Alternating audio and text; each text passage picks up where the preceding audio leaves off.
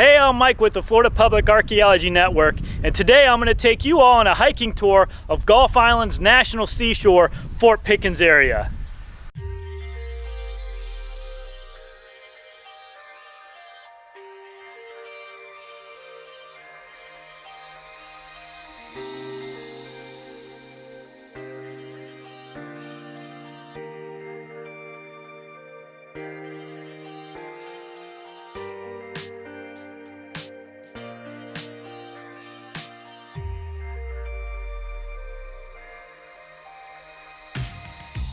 There are a number of different historical features here at Fort Pickens area, but probably what it's most known for is a fortification behind me called Fort Pickens. Now, Fort Pickens was constructed in the year 1834. It was actually made by very skilled craftsmen and masons who also happened to be enslaved African American men. This fortification was built by people who were enslaved, who did not have equal rights with the rest of the citizens who it was supposed to actually protect. Pickens was involved during the American Civil War. In 1861, Florida became the third state to secede from the Union. And the central issue of the Civil War was indeed slavery. When Florida seceded in 1861, the Confederate forces right away took control of the Navy Yard and federal installations on the mainland. However, Fort Pickens remained under control of federal forces. In fact, Fort Pickens never fell to the Confederate States. It always remained in the control of the Union or the federal government. But Fort Pickens became a beacon of freedom for many enslaved people who lived in southern states, because they knew if they could get to Fort Pickens that it offered them opportunities at freedom.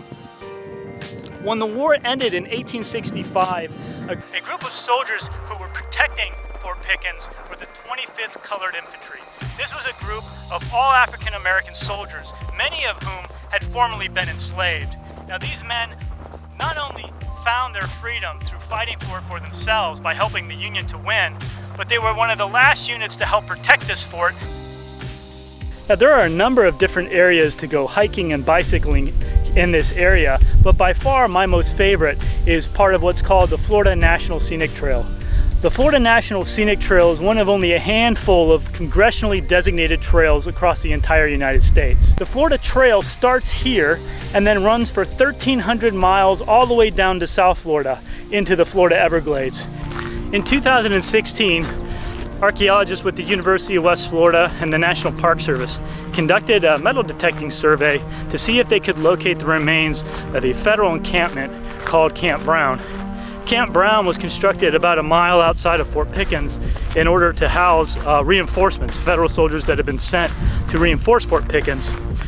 The Confederates wanted to destroy Camp Brown and any of the batteries that the federal soldiers were constructed around Fort Pickens.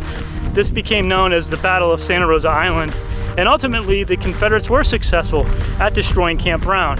In fact, they set fire to it and burned the whole thing down. And when archaeologists conducted their survey, they actually found evidence of Camp Brown being burned.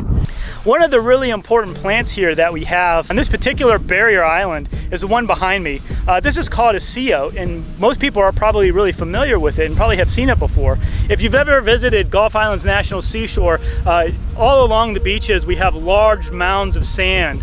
These are called sand dunes, and they're actually really important for barrier islands, not only for the ecosystem, but also helping to protect the mainland from when we get things like hurricanes and tropical storms. The winds and the storm surge really smash against the barrier island before they hit the mainland. And so the barrier island can act as a buffer anytime we have major storm activity here in this area.